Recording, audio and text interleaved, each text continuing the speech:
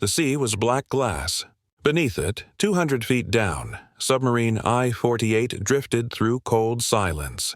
Diesels off, motors humming faintly, men whispering between the creak of steel and the hiss of air scrubbers.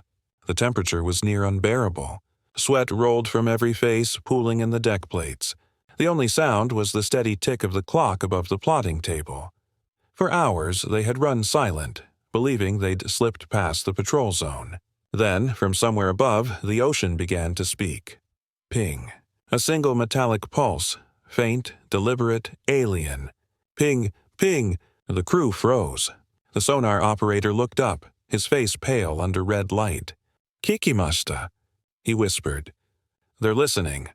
Overhead, unseen in the night sky, a Grumman TBF Avenger banked gently on patrol, its belly doors open. Cylindrical objects dropped into the waves below. Sonobuoys, drifting with antennas raised, forming a circle around the submarine. Each one pulsed the same haunting rhythm. The sea itself had turned into a net of sound. Then came the splash. A single torpedo. The Mark 24 Fido entered the water and began to turn, hunting the faint vibrations of propellers. The Japanese crew waited in silence.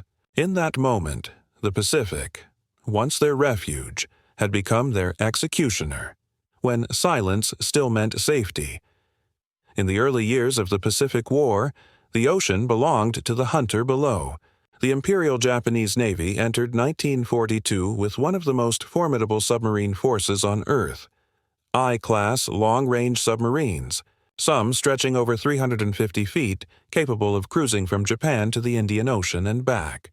They prowled, unseen, silent, and patient, striking at convoys and warships before vanishing into blue infinity.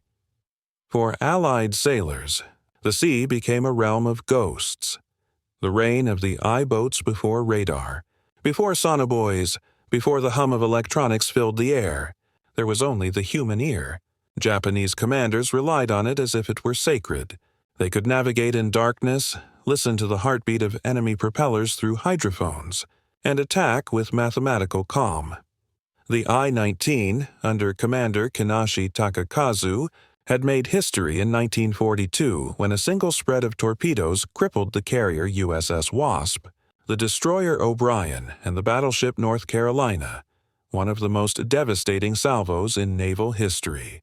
It was proof that Japan's submariners were not amateurs in a surface fleet's shadow. They were elite, calculating, and lethal. Their confidence rested on one truth. In the vast Pacific, silence was armor. Below the thermocline, the world of sound was distorted and secret. A submarine that stopped its engines and drifted quietly could disappear into an acoustic void, undetectable even a few hundred yards away. For 2 years, that silence held. And then, quietly, it began to fail. The Allies learned to listen. By mid-1943, Allied convoys had turned the tide in the Atlantic with radar and sonar. But in the Pacific, a theater 10 times larger, these same tools were nearly useless at first. The ocean was too deep, too wide, too full of noise, so the U.S. Navy began building a different kind of weapon, one that would not fight the submarine directly, but the medium it lived in. It started at Harvard and Bell Laboratories, where physicists and oceanographers worked under a classified program called Project Jezebel. Their goal, to turn the ocean's acoustic chaos into order. If a submarine could hear the world through sound, then sound could also find it. The first success came in 1942 with a crude device called the Sonobuoy, a floating canister fitted with a hydrophone and a small radio transmitter. Dropped from an aircraft, it descended into the water, listening. When it detected mechanical noise, an engine, a propeller, a hull reverberation, it sent that sound back to the aircraft as an audible signal. The ocean could now talk. And for the first time, humans could listen to it in real time. A new breed of hunter in 1943. The U.S. Navy formed hunter-killer groups, escort carriers and destroyers working together to sweep the ocean.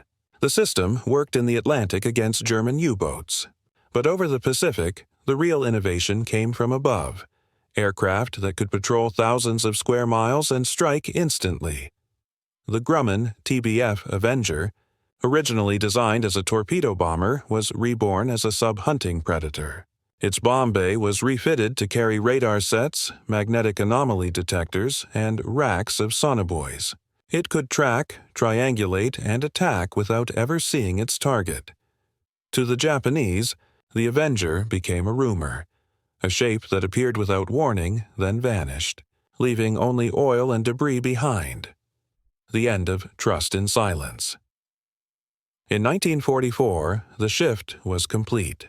Every time a Japanese submarine surfaced to recharge batteries, Allied patrol planes were waiting, guided by HF-DF, high-frequency direction finding, that intercepted their radio transmissions. If they dove, the sound of their engines betrayed them. If they stayed still, Sonobuoys listened for the faintest movement. The sea, once a shelter, had turned traitor Commander Hideo Yoshimura of I-52, one of Japan's largest cargo submarines, wrote before his final mission, "The ocean no longer hides us. It has become a mirror for the enemy.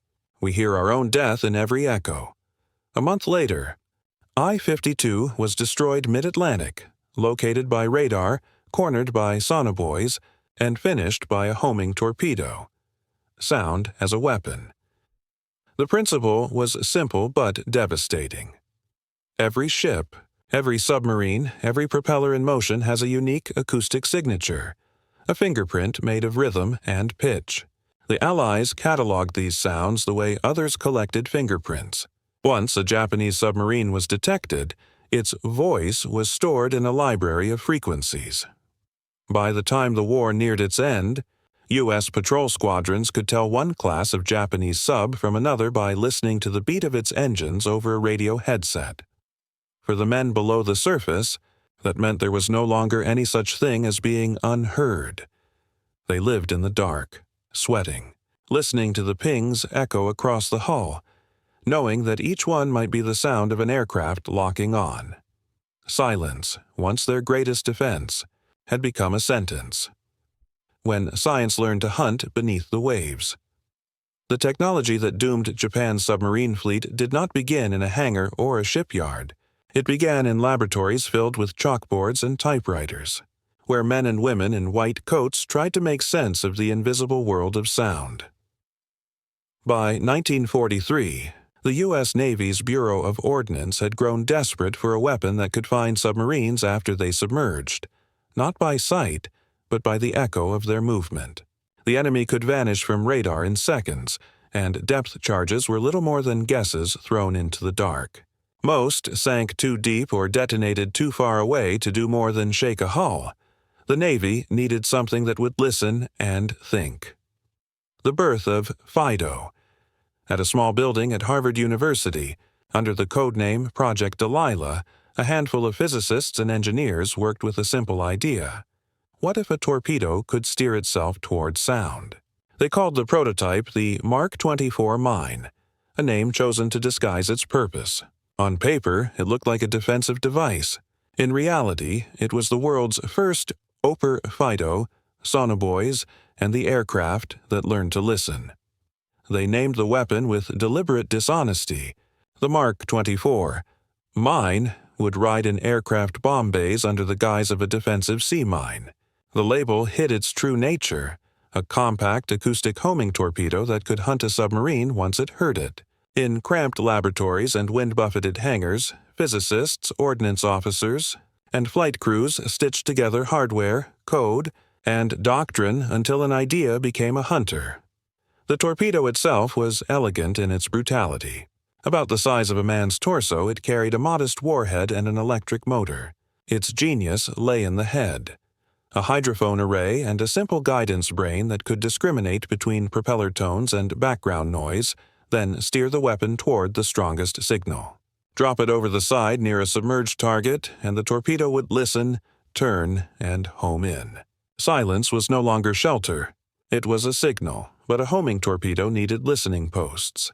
Enter the Sonobuoy, a buoyant canister fitted with a hydrophone and a radio transmitter.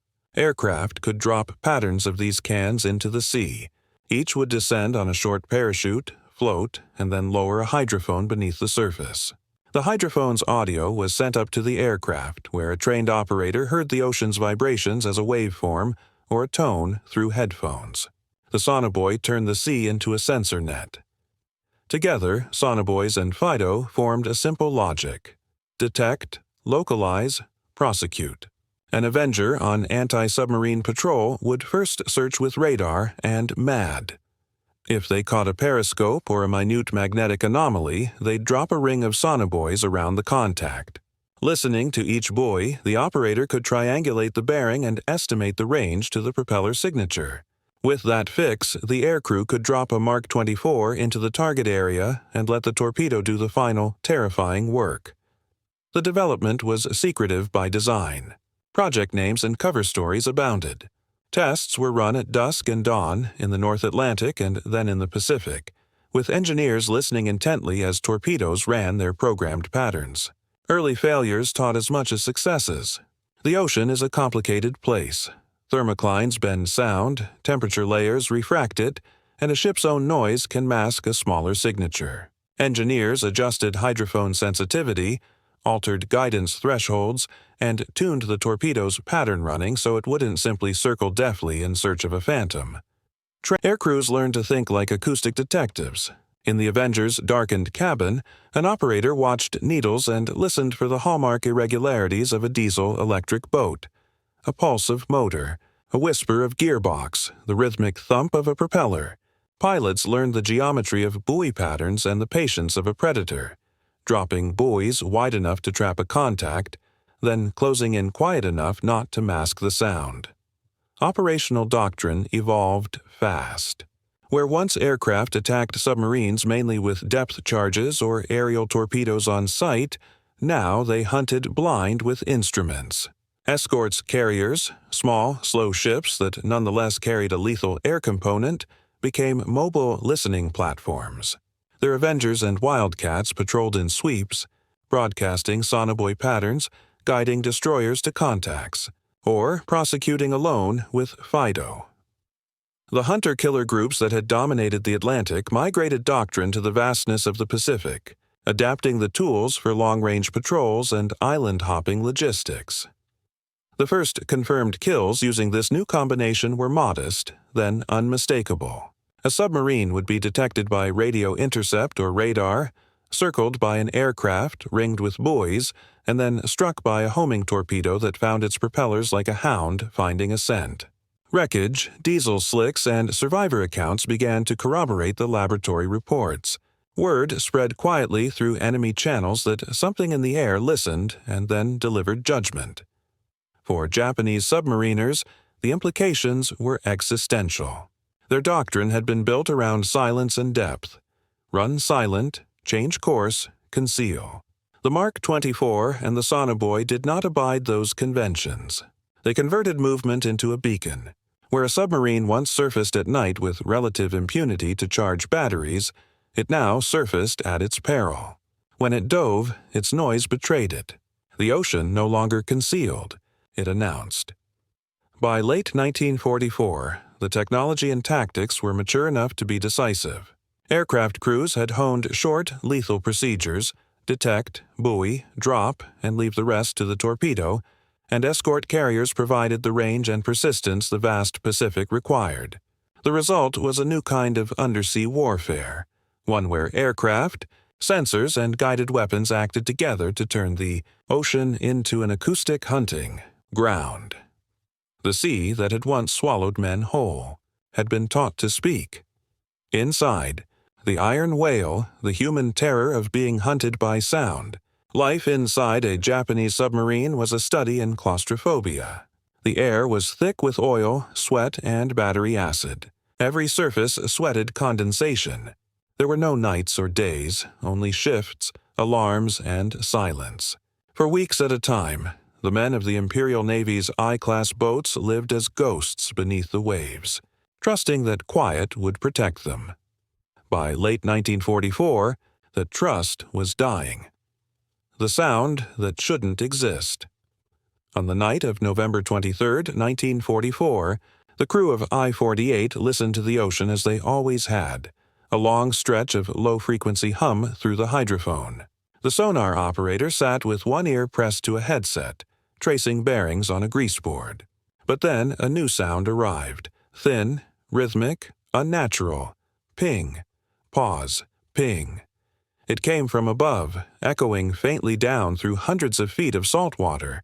The crew froze, eyes turning toward the ceiling plates as if sound had mass. To the untrained ear, it was nothing. To them, it was death rehearsing. The operator whispered, "Kikimasu. It's artificial." He meant it wasn't a ship, nor an echo from rocks. It was an intentional pulse. Somewhere above, a machine was listening for them, and the ocean was helping it.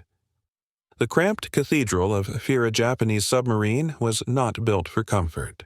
The corridors were narrow enough that two men could not pass. The air smelled of fuel and mildew. Oxygen grew thin after every dive. When the boat submerged for long stretches, condensation formed on light bulbs and dripped like rain. In the control room, navigation officers bent over plotting tables lit by red lamps, their faces drawn with exhaustion. Every sound mattered. The clang of a dropped wrench, the creak of metal under pressure, the faint hiss of air through a valve, all were potential betrayals. Men learned to move like shadows. Speech became whispers. Laughter disappeared. Now, with the pings echoing through the hull, even breath seemed too loud. The unforgiving physics of fear sound travels 5 times faster through water than air. It bends, refracts, and carries farther than any human can imagine. For years, the Japanese had relied on that fact to find their targets. Now it betrayed them. The new American Sonobuoys blanketed the surface, each sending out waves that overlapped like ripples in a pond. There was no way to know how many. 3? 30? An entire field? To the men below, it sounded like the ocean had learned to speak in code. They cut the engines. Silence. The pings continued. The captain ordered the crew to rig for depth, hoping to sink below the buoy's detection layer. Pumps whined, ballast tanks hissed, gauges trembled. The hull groaned as pressure rose, the familiar sound of descent. But the pings didn't fade. They grew clearer, closer. When the sea turns against you, the first splash came without warning. A soft thud on the hydrophone followed by a low hum. The sonar operator stiffened. "Something entered the water," he said. "It's moving." No one spoke the word. They all knew it. A torpedo. The Mark 24 Fido was a quiet killer. It didn't need to see its target. It followed vibration. To the crew, it sounded like a living thing. A slow, searching moan that grew louder as it closed. The propellers changed pitch. Men clutched bulkheads, whispering prayers to ancestors who could not hear them. One engineer, hands trembling, tried to shut down the main motor completely, hoping stillness would confuse the weapon. Another man began counting the seconds between the hum's surges, measuring the distance to their death in echoes. Then the sound stopped. For a heartbeat, the ocean was silent again.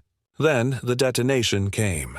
A deep, concussive blow that tore through compartments, turned metal to spray, and filled the control room with darkness. The memory of sound few men survived such hits.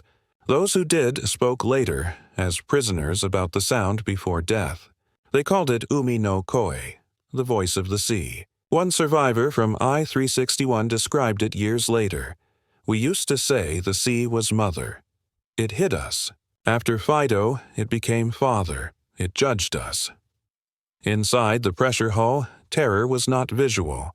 It was auditory. A creak could mean collapse. A click could mean discovery. A ping was the sound of the surface thinking.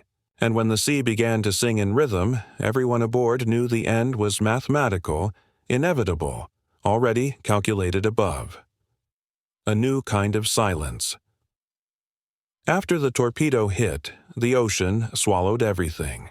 No smoke, no flame, just oil and air bubbles rising through still water. The Sonobuoys continued to ping for a while, reporting the echoes of disintegration, then quieted one by one. Above, the Avenger turned toward base, its operator removing his headset in silence. In the log, he wrote only one line: "Contact lost, no further sound." Below, the men who had once believed silence was safety became part of it forever. The mechanics of the hunt. How the ocean became an ambush. By late 1944, the Pacific War had shifted from an empire's expansion to a war of pursuit. Japanese submarines that once hunted freely now crept between islands in darkness, hunted themselves by machines that never slept. The ocean, once a boundless refuge, had become a grid, a place measured in sound, time, and geometry. The hunters were not gods. They were aviators, mathematicians, and radio operators aboard Grumman TBF Avengers, each one trained to turn data into death. The transformation began when the U.S. Navy understood that no single instrument could find a submarine. Radar could spot a periscope or a wake, but only in calm water. Magnetic anomaly detection, MADGear, could sense the disturbance of a metal hull, but only when directly overhead. Sonobuoys could listen, but only within a small radius. The key was coordination. By 1944, an Avenger aircraft was less a torpedo bomber than a mobile command center. Its crew of 3, pilot, radar operator, and radio man, managed a miniature orchestra of detection systems. The radar swept ahead in slow pulses, searching for faint reflections of snorkels or periscope masts. The MADGear extended from the tail boom, tuned to minute shifts in Earth's magnetic field.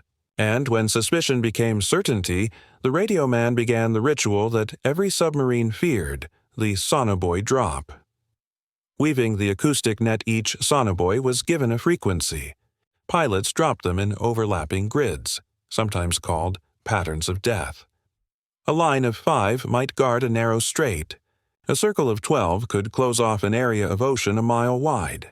Each buoy's radio signal appeared on the operator's receiver as a separate channel, each emitting a steady ping. When a submarine moved within range, the echo changed. One buoy's return would brighten or deepen, its rhythm shifting as the underwater soundscape bent. With headphones pressed tight, the operator could triangulate the contact, listening for a shift in phase, a faint beat between pulses. The sound of a propeller tick carried through layers of salt water. This work required nerve. The ocean is full of deceit. Whales, thermal layers, and even the churning of waves could mimic mechanical tones. But trained ears could tell every drop was a dance of seconds. The sonobuoys had to stay active. The submarine had to remain within their acoustic field. If the enemy changed course too sharply or dove too deep, the window would close. Pilots learned to calculate the drop based on the sound's bearing rate, estimating where the submarine would be when the torpedo reached the water. Above, they flew in quiet arcs, engines throttled back to reduce their own interference. Below, the Fido would descend under parachute, hit the sea, and immediately start listening. The sonobuoy field went silent to avoid confusing the weapon. The sea became a void again, until the torpedo sensors caught the faint pulse of an engine turning somewhere in the dark. Then it began to curve. The torpedo that could think is urin. Mark 24 was not fast, barely 12 knots, but it was patient. It could home on a target up to 400 yards away, turning through the depths like a living thing. It emitted no active sound, only listening, steering toward the strongest noise source. When it came within 30 feet, its magnetic exploder triggered automatically. The Japanese called it the Ojo-sama no Uchi torpedo, the lady's torpedo, because it killed with elegance. There was no warning, no roaring propeller trail, no pressure wave of approaching death, only the soft building hum, and then silence. From the surface, an Avenger crew often saw nothing. No explosion, no debris, just a bloom of oil minutes later, a faint slick stretching downwind. They would circle once more, listening through the remaining buoys to confirm that the sea had gone quiet. Then they would radio a simple report. Contact lost.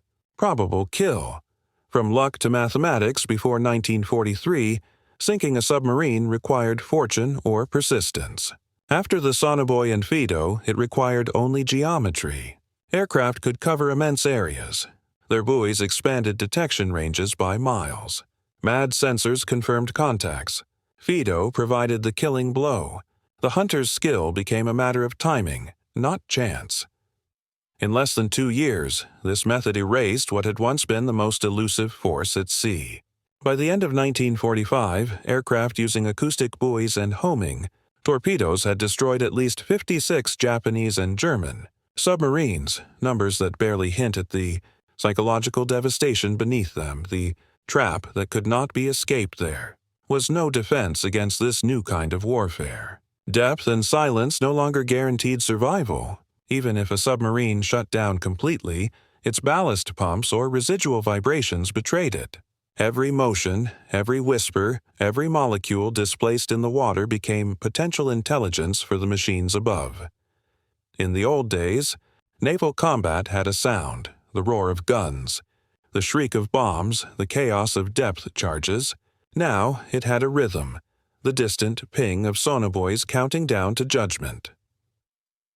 By 1945, American aviators no longer hunted ships. They hunted sounds. And for the men trapped beneath the waves, death no longer came from sight, but from listening too closely. The night the ocean spoke, the fall of Japan's silent fleet. The Pacific War had entered its last act. By the spring of 1944, Japan's once proud submarine force had become a hunted species, reduced to desperate supply runs and suicide missions. The days of easy ambushes and surprise torpedo attacks were over. The Allied fleets, once blind, now saw everything. The sea had become transparent. The decisive transformation came during the Marianas and Philippine Sea campaigns, the vast operations that broke Japan's ability to defend its empire. Beneath the surface of those famous carrier battles, an invisible war was being fought between sound and silence. The Ghost Convoy. On June 18, 1944, as the U.S. invasion fleet closed on Saipan, a Japanese supply submarine, I-184, crept eastward running silent. She carried torpedoes, ammunition, and fuel for the garrison. Her mission vital, her confidence misplaced. For 3 nights she moved undetected, hugging deep currents to mask her propeller noise. At dawn, her luck ended. A radar operator aboard an Avenger from the escort carrier USS Hoggett Bay spotted a faint return. Too small for a ship, too steady for drift. The pilot dropped to 200 feet, peering into a metallic dawn haze. Nothing visible, but the radar blip persisted. He switched to MAD, the magnetic anomaly detector mounted in the tailboom. As he passed over the contact, the needle jumped. There was metal below, and it was moving. The pilot banked sharply and gave the order. Drop pattern. Mark and hold. The net forms from the bomb bay. A string of Sonobuoys fell into the Pacific like silver seeds. Parachutes opened, slowed their descent, and then splashed gently into the waves. Each buoy began transmitting its pulse, steady, mechanical, and cold. Ping, ping, ping. Inside the Avenger, the radio man adjusted his headset, switching channels between the frequencies. For a minute, there was nothing. Then, on Channel 3, he heard it. A faint, rhythmic throb. Propellers, slow and deep. He gave the bearing to the pilot. Target at 210. Range estimated 400 yards. The aircraft circled once more. In the dark water below, the submarine commander on I-184 had heard the same pings. He knew what they were. His engines were already at dead slow, his crew whispering, his depth gauge trembling at 280 feet. He had been trained to outweight sonar, to let the Americans waste their charges and fly home. But these were not depth charges. The moment of silence. The Avenger banked into the wind. The pilot looked down through the observation dome, saw nothing but ocean glare, and called over the intercom. Dropping Fido. A single torpedo fell away, trailing a small parachute. It entered the sea with barely a splash, sank to its preset depth, and began to swim. The aircraft climbed and turned away, cutting its own engine noise to avoid masking the sonar field. In the headset, the Sonobuoy pings faded. For 15 seconds, the ocean was utterly still. Then a low-frequency rumble returned, the sound of the torpedo's electric motor, faint but distinct. It was listening, searching, turning slowly through the deep. Below, on I-184, the sonar operator felt the vibrations through his feet before he heard them. The captain ordered, "All stop." Pumps were silenced. The boat hung in the water like a corpse. For 20 seconds, nothing happened. Then the hydrophone caught a rising note. The torpedo had found something. The end of silence. The impact came like the closing of a giant door. A deep, muffled crack rolled through the Pacific. The Avengers crew saw the first burst of oil and air break the surface, then a thin column of bubbles rising in a slow spiral. The Sonobuoys continued to ping for several minutes, their signals bouncing off fragments of steel tumbling toward the seabed. At 0742 hours, the aircraft's log recorded, "Explosion heard. Large oil slick. Probable sinking." It was clinical, detached as all reports were. But in that instant, the balance of the Pacific shifted irreversibly. The hunt that killed I-184 was not unique. In the months that followed, the same pattern would destroy I-52, RO-117, I-361, I-313, and dozens of others. The method was so consistent it became routine. Radar contact. MAD confirmation. Buoy pattern. Acoustic fix. FIDO drop. Silence. Each kill took less than 20 minutes. To the pilots, it was a triumph of training and science. To the submariners, it was a nightmare beyond imagination. A death that arrived unseen, without warning, without sound, until the last second. The sea that remembered. By the time the Philippines campaign began in October, Japanese commanders were forced to acknowledge the unthinkable. The ocean itself had turned enemy. Convoy escorts could no longer count on submerged protection. Even when their submarines reported safe dives, none returned. In many cases, headquarters didn't even know where or when they were lost. The Imperial Navy began to issue desperate orders: restrict transmissions, surface only at night, avoid known aircraft zones. None of it mattered. The aircraft hunted by pattern, not by chance. A U.S. patrol pilot from VC-9, reflecting later, said quietly, "They used to think depth saved them. We learned to reach into the deep." By the end of that year, Japanese submarines had ceased to operate offensively. They had become supply boats, decoys, or suicide vessels. Every dive was a gamble against mathematics. The Pacific, once their empire's greatest ally, had become its most impartial executioner. The hunt for I-52, the night the Atlantic learned to listen. The story of the Japanese submarine I-52 stands as one of the most chilling examples of a new kind of warfare, when sound replaced sight and technology replaced luck. It did not happen in the Pacific, but far away in the mid-Atlantic, under moonless skies and radio silence. The tactics and technology perfected here would soon be unleashed across the Pacific against Japan's undersea fleet. It was June 1944, and the world had just changed at Normandy. But while Allied troops stormed beaches in France, far out on the Atlantic the U.S. Navy was conducting another invasion, an invasion of silence itself. A cargo of desperation, submarine I-52 had left from the escort carrier USS Bogue. Task Group 22.2 had been hunting U-boats for months. Their new secret weapon, the Mark 24 FIDO acoustic torpedo, had already claimed a dozen German submarines. Now, through ultra-intelligence, the Americans had learned that a Japanese sub was crossing their patrol area. For Admiral Daniel Vif Gallery, it was an opportunity to test the full symphony of anti-submarine warfare. Radar, sonar, Sonobuoys, and FIDO, working in perfect synchronization.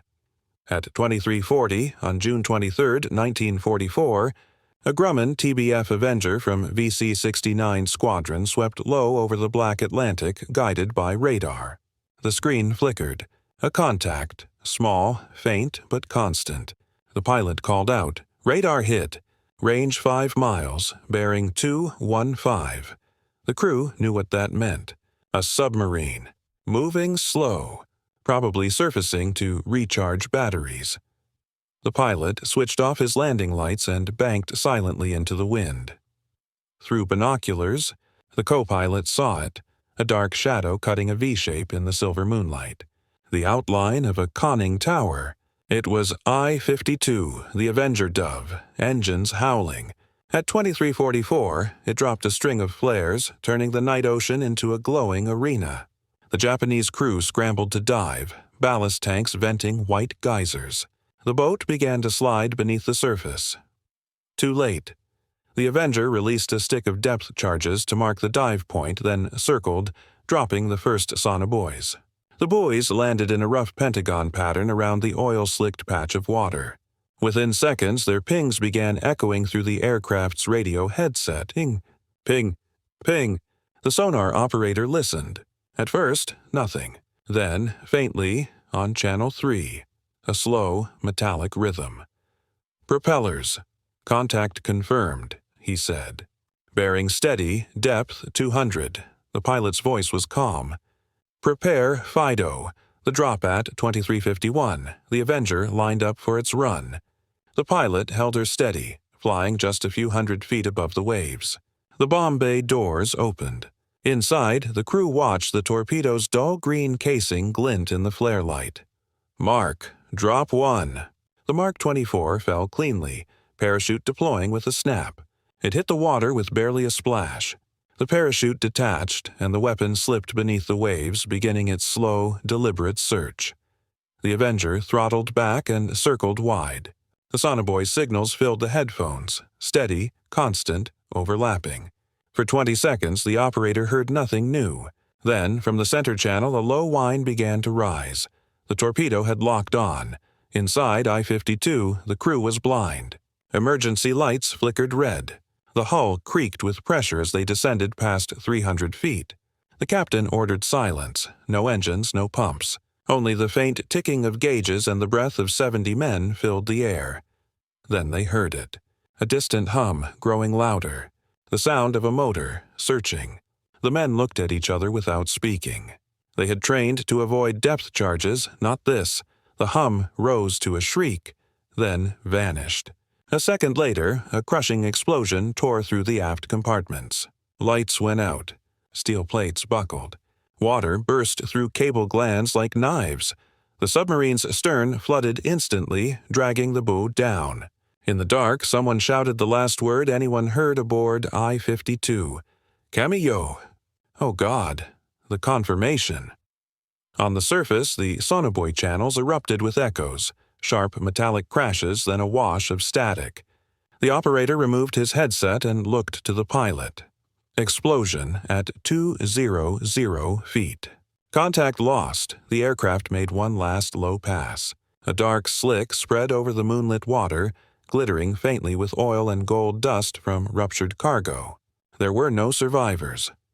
At 2357, the pilot sent the coded message. Target destroyed. Fido successful. The entire engagement, from first radar contact to confirmed kill, had lasted 17 minutes. The post-mortem, when divers found the wreck of I-52 in 1995, it lay 2.5 miles deep. Upright on the seabed, its gold still aboard. The stern was blown open, twisted metal revealing the violence of a confined detonation. The torpedo had struck true. Historians examining wartime logs later realized what had truly happened that night. Every step of the kill chain had been predicted and synchronized. Radar found the target, Sonobuoys confirmed, Fido executed. No guesswork, no luck, no mercy. The Japanese had trusted the deep. The Americans had taught the deep to betray them. Legacy of the I-52, hunt in Navy archives, the I-52 kill, was classified for decades, not for secrecy but because it was too perfect. For the first time, technology had delivered total situational control over an enemy that could not see, hear, or respond. It proved that oceans could be mapped not by sight, but by sound and time. After that, the Japanese submarine fleet never recovered. Each boat that left port carried the memory of those pings in its hull. Crews spoke of the invisible hands of the Americans, machines that could hear thought itself. By the war's end, even senior Japanese admirals privately admitted, "We lost the Pacific when we lost the silence." The end of the deep, how Japan's submarine force died in silence. By mid-1945, Japan's once formidable undersea arm had ceased to exist as a fighting force.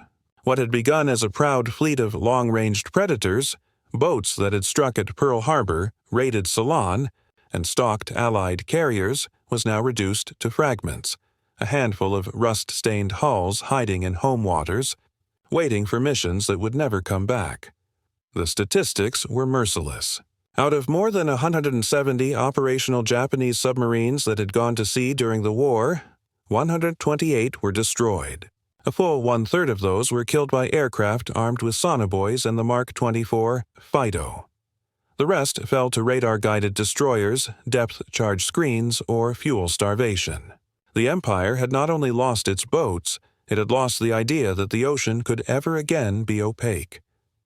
The American machine that never slept, Allied system that achieved this annihilation was as relentless as it was impersonal.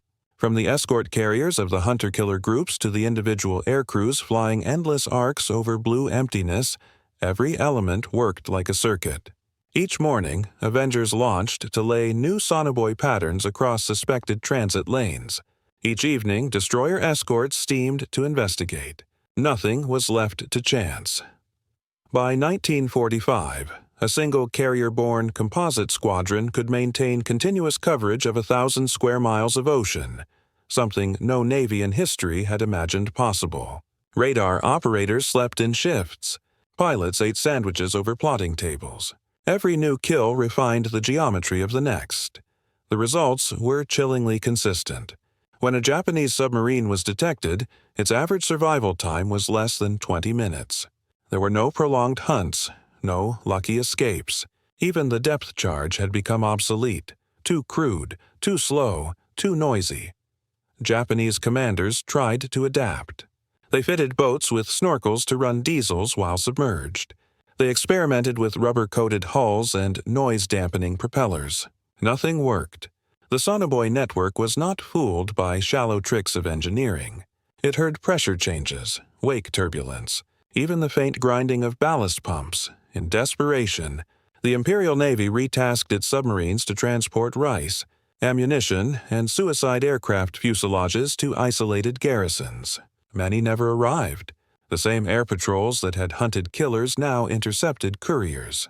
By the time of Operation Iceberg, the invasion of Okinawa, Japanese undersea activity had become statistically irrelevant. The U.S. Navy recorded no effective submarine attack on its invasion fleet. Admiral Chester Nimitz, reviewing combat reports, wrote simply, "The sea is no longer neutral." He meant that for the first time, control of the ocean's interior had been seized, not by submarines, but from them. The quiet revolution after victory, American ordnance officers studied the war's acoustic data and realized something extraordinary. They had invented the first true precision weapon of the sea.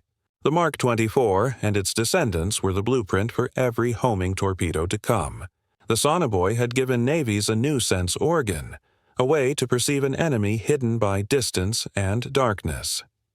These inventions rewired strategy itself. Where navies once thought in surface lines and fleet engagements, they now thought in volumes, three-dimensional spaces of detection and denial. The post-war ocean would be mapped not in latitude and longitude but in sound channels and thermoclines. For Japan, there would be no recovery. Its submarine arm, once a symbol of stealth and reach, was buried under layers of oil and salt water. Many of the men who had gone to sea after 1944 never even saw combat. They simply vanished, unmarked. Their coordinates known only to the Sonobuoys that heard their final echoes. Echoes beyond 1945, the birth of the acoustic age. When the Pacific fell silent in August 1945, the oceans had changed forever. The Allies had not merely defeated Japan's fleets. They had rewritten the logic of the sea. The invention of the sonobuoy and the acoustic torpedo did something no dreadnought, carrier, or submarine had ever done before. It made the ocean transparent. What began as a desperate wartime experiment became the foundation for the next 50 years of naval power. In the months after surrender, Allied intelligence officers inspected Japan's surviving submarines. They found crews that looked like ghosts, hollow-eyed men who spoke of hearing death. Many captains reported entire patrols spent without surfacing, their crews half mad from silence. One officer recalled, "We no longer fought the Americans. We fought the ocean itself." Meanwhile, American analysts were already drawing new maps, charts not of islands and currents but of sound channels, temperature layers, and acoustic shadow zones. The research born from FIDO and the Sonobuoy projects evolved into something much larger, the Sound Surveillance System, SOSUS, a vast network of hydrophones stretched across the ocean floor to listen for submarines worldwide. The weapon that had hunted I-52 became the seed of an empire of listening. Cold War Inheritance. 1949, the Soviet Union had launched its first nuclear-powered submarines. The West countered not with armor, but with silence and sound. The Mark 24's descendants, like the Mark 43, Mark 44, and Mark 46, formed the backbone of Cold War anti-submarine warfare. Every NATO patrol plane, every destroyer, every carrier task group carried their own FIDO now. Faster, smarter, and deadlier, and above the waves. Aircraft like the P-2V Neptune and later the P-3 Orion extended the doctrine born over the Pacific. Patrol, detect, surround, destroy.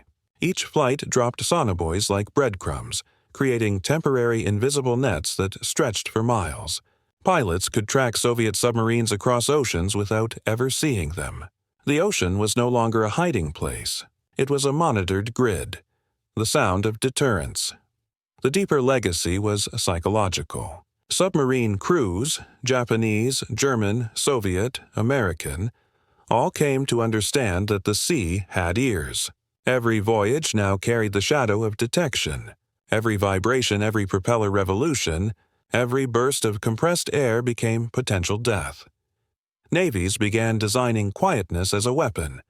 Rubber coatings, isolated mounts, propellers shaped like secrets. Acoustic warfare became a science, then an art. But it all began with those first primitive sonobuoys and a 19-inch torpedo dropped into a Pacific night.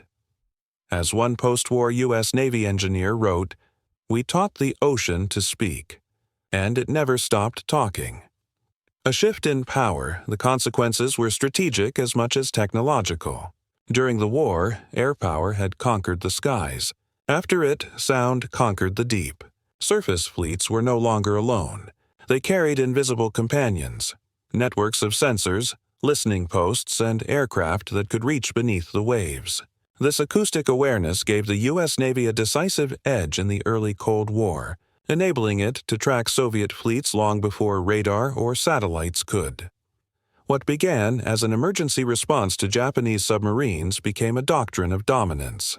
The ocean, once humanity's last uncontrolled frontier, became a managed, measured battle space. No vessel could hide forever. The unseen memoriam today. At the bottom of the Pacific and the Atlantic, the wrecks remain, twisted steel, silent compartments, the ghosts of those who once believed depth was protection. They lie scattered across the seabed like punctuation marks in a story written by sonar. Each hull tells the same ending. Ping, silence, then nothing. The technology that destroyed them gave birth to an entire era, one where sound replaced sight, and detection became destiny. The Pacific War had ended, but the ocean had learned something it would never forget, that in the age of machines, no silence is ever safe. When the sea learned to remember. By the time the war ended, the ocean was no longer what it had been. It had learned to speak, to whisper, to betray. What once was the last refuge of stealth and mystery had become a field of calculation, a place where sound drew maps more precise than any chart. The men who had lived through it understood something profound. They had witnessed the death of invisibility. For centuries, sailors believed the sea could hide anything. A ship, a secret, a sin. But the technology born in the closing years of World War II proved otherwise.